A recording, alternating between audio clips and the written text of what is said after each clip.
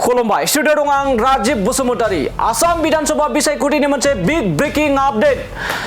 ECI निफ्राय रोखा खालामबाय विधानसभा बिसायख'थिया माब्ला जागोन आरो बे विधानसभा बिसायख'थिया फैगौ 9 एप्रिलाव जानो थांगासिनो दं एबा 9 एप्रिलाव खुंजागोन होनना बे समाव रोखा खालामबाय इलेक्शन कमिशन थामहिनबा ECI निफ्राय बे समाव 9 एप्रिलाव खुंजानो थांगासिनो आसाम विधानसभा बिसायख'थिया आरो 9 एप्रिलाव बिसायख'थि जानानै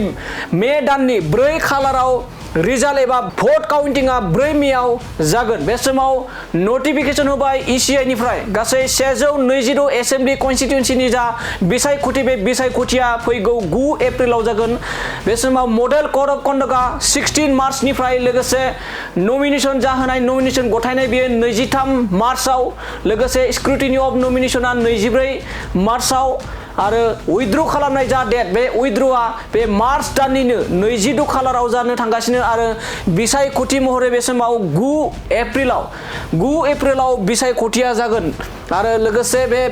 बिसायख'थिनि जा काउन्टिं बे काउन्टिंखौ फैगौ मे दाननि 4 खालाराव बिसायख'थिनि 122 जा बियाब बे बियाबनि बिसायख'थिनि जा भट साननाय बे भट साननाय हाबाफारिया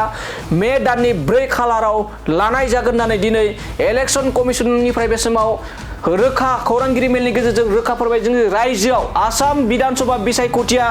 फैगौ 9 एप्रिलाव जानो थांगासिनो दं आरो 4 मे खालाराव बे आसाम विधानसभा बिसायख'थि जा 122 विधानसभा बियाब बे 122 विधानसभा बियाबनि भट साननाय हाबाफारिया 4 मे खालाराव जानो थांगासिनो दं।